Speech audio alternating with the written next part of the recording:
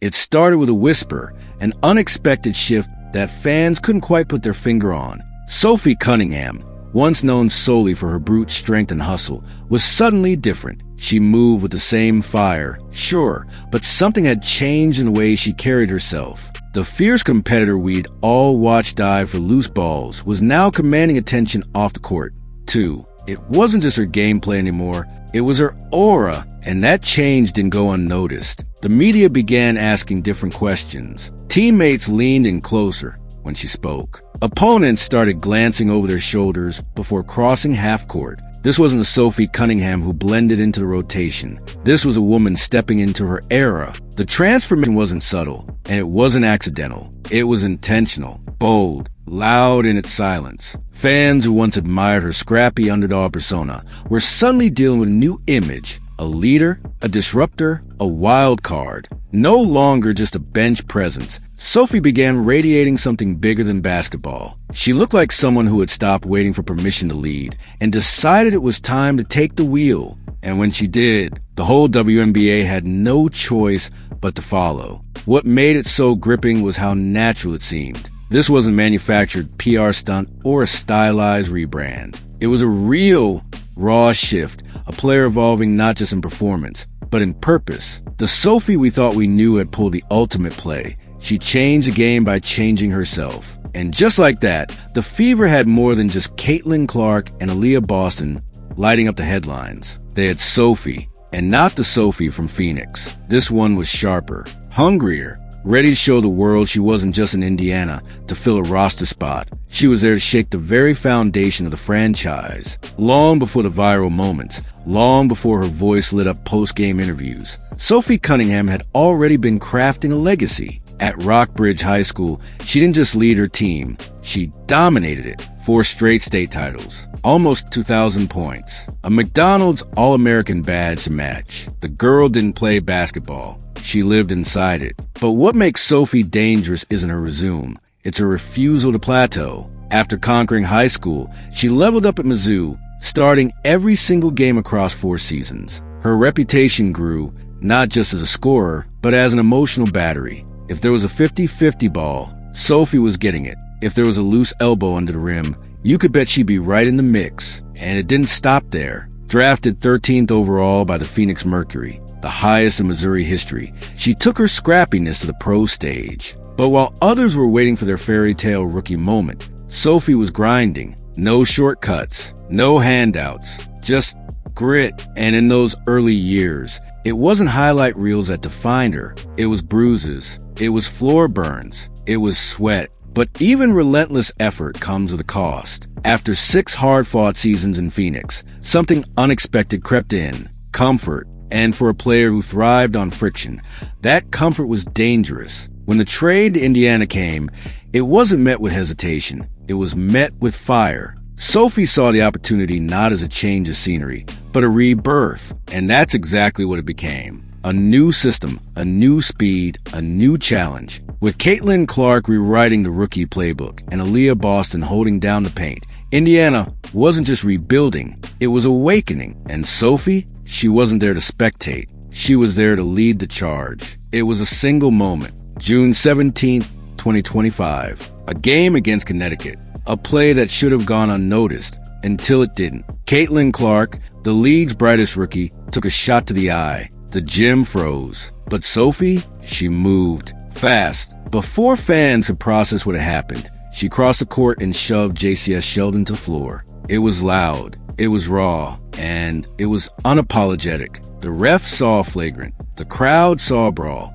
But the Fever, they saw a protector. Sophie didn't hesitate. She didn't calculate. She reacted. That wasn't just a push, it was a declaration. You don't touch your teammates. Not on her watch. The internet exploded. Clips went viral. Commentators split into camps. Was it too much? Was it heroic? Was it reckless? But Sophie stayed silent. She didn't need to explain herself. The tape said everything. Her jersey sales spiked. Fan respect soared. And in that one heated act, Cunningham became more than a role player. She became a symbol. What people missed was the deeper message. Sophie wasn't just defending Clark. She was defending culture. She was drawing a line in the sand for Indiana, saying, "This is who we are now. That's not something you coach. That's something you embody. And when the final buzzer rang, one truth echoed. Sophie Cunningham had changed the rules of engagement. From that day forward, every game felt different. Not because of the score, but because of the tone. The Fever had found their fire, and it was wearing number 9. Here's where it got wild. Despite averaging just over 5 points per game, Sophie's impact on the court was seismic. Why? Because when she stepped onto the floor, the energy changed. You could feel it. The pace picked up. The defense tightened. The crowd leaned in. Coaches noticed it first, then teammates, and finally, fans. Sophie was doing more than just filling minutes. She was rewriting them. Loose ball? She dove. Offensive stall? She ignited. Defensive breakdown? She barked out orders. The moment she checked in, Indiana's identity flipped like a switch. And she wasn't doing it for the spotlight. She was doing it because she refused to be invisible. Most bench players accept their role quietly. Sophie amplified hers. She played every possession like it was Game 7. Every shot, every cut, every screen. It had purpose. Her presence wasn't loud because of sound. It was loud because of impact. She didn't just play the game. She shaped it. While others waited for momentum to come, Sophie brought it. That's not role player mentality. That's leader mentality. And as Indiana began stacking wins, the chatter shifted. It wasn't about whether Sophie belonged in the rotation. It was whether the team could function without her spark. She wasn't their highest scorer, but she was their heartbeat. Then came the moment that broke the WNBA internet. Sophie stepped to the mic after a crushing loss and didn't mince words. "We have good spurts," she said. "But why are we not being consistent?" It wasn't a complaint. It was a challenge. The kind that hits harder than a buzzer beater. There was no sugarcoating, no PR filter, just straight up truth. She called out the offense. She called out the team. She called out herself. It was raw. It was necessary. And most of all, it was real. In a league where cliches dominate press conferences, Sophie dropped the hammer. And then she said it. The words that would echo across every WNBA fan forum and sports network. No more motion offense. That wasn't just a critique. That was a revolt. She said what coaches, players, and fans have been thinking.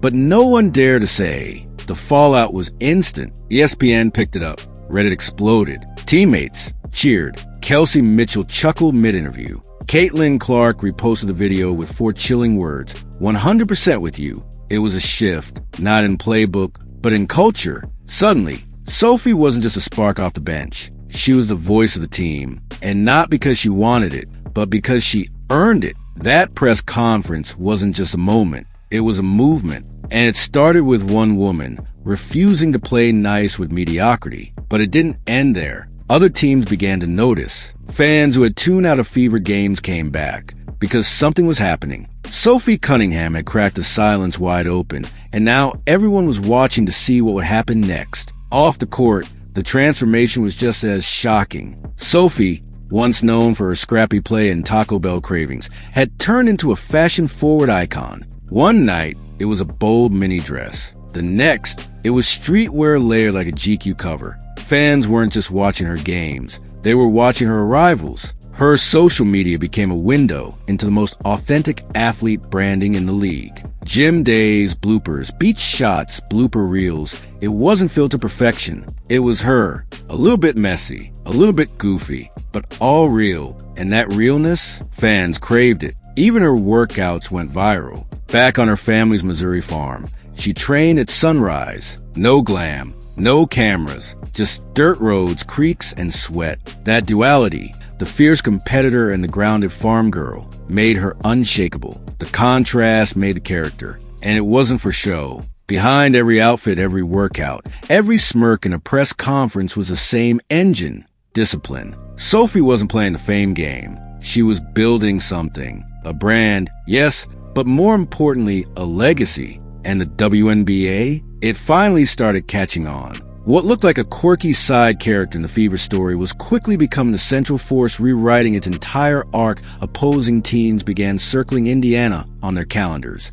Not because of Clark alone, but because Sophie was setting traps. Emotional, physical, psychological traps. She was a mind game Indiana didn't advertise, but desperately needed. Game after game, Cunningham delivered moments that didn't show up in highlight reels but lived in the margins, moments that changed momentum, fractured confidence, and flipped narratives. Whether it was a hard screen, a bench rally, or a smirk after a clutch three, she knew how to infect the energy of the court. Her presence could stall a comeback. Her voice could wake up a locker room. She wasn't just reacting to the game. She was editing it in real time. And then came the moment that proved it all. The Fever were trailing late against Atlanta. The offense had stalled. Fans were holding their breath. Enter Sophie, 2 deep threes, 1 contested layup, and a charge drawn in under 3 minutes. She wasn't just part of the comeback. She was the comeback. It was the kind of stretch that separates players from playmakers, passengers from pilots. After the game, she shrugged off the praise with a half joke. It's about dang time. But behind the smile was something sharper. It wasn't luck. It was expectation. She expected to be that player now. And when the lights are brightest, the scoreboard closed and the noise deafening, that's when Sophie Cunningham shows up. Uninvited, unbothered, undeniable. Media outlets started using a different kind of language when covering her. X Factor, tone setter, emotional engine. But inside the Fever's locker room, the titles were even stronger. The heartbeat, the glue, the soul. Not bad for a player who started the season on the second unit. Not bad at all. Behind the scenes, the transformation was even more astonishing. Sophie had become the connective tissue between generations, the bridge between rookies like Caitlin Clark and veterans like Kelsey Mitchell. She spoke both languages fluently, confidence with humility, fire with wisdom. She wasn't trying to replace anyone. She was building a new blueprint for what leadership looks like in this league. And that's what made her voice carry weight. When she said they owed the fans more, it wasn't a marketing soundbite. It was a declaration. When she told media they wouldn't shoot 30% from the field again, it wasn't wishful thinking. It was a warning. Her words didn't need approval. They needed a platform. And now, she had it. Even league execs began taking note, not just of her play, but of her presence. Interviews, sponsorships, public events. Sophie started becoming the Fever's de facto spokesperson. And the public didn't just accept it. They welcomed it. There was something refreshing about her bluntness, her refusal to tiptoe around hard truths. In an era of media training, Sophie was raw, real, and relentlessly honest, but she wasn't all fire and fury. Off the court, her generosity spoke louder than any stat line. Partnering with Ronald McDonald House, launching her own Sophie Cunningham Classic to support Midwestern athletes, and mentoring young girls in Columbia. Sophie was giving back with the same intensity she gave to the game. She wasn't chasing clout. She was planting seeds, and fans responded in droves. Her jersey became one of the Fever's top sellers, not because of flashy stats, but because of what she represented. Grit, growth, loyalty. Sophie had become the face of something bigger than basketball. She'd become the face of accountability in a league searching for its next wave of emotional leaders. Her relationship with Caitlin Clark, too, evolved beyond teammates. It became something unshakable.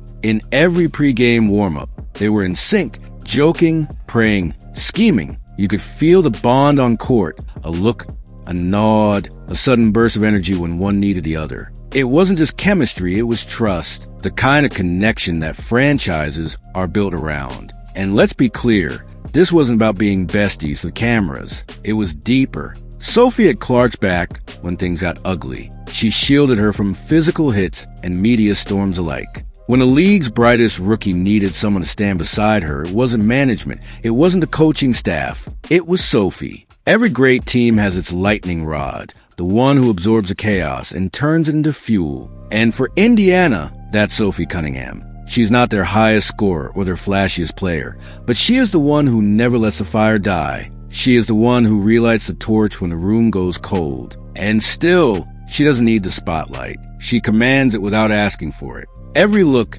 every action, every quote, she delivers with purpose. She's not playing for clicks. She's playing for change, for a locker room that works, for a fan base that feels heard, for a league that still needs a few more voices who say what everyone else is thinking. Even rival players, those who used to mock her trash talk, are now quietly watching, taking notes. Because love her or hate her, Sophie is real.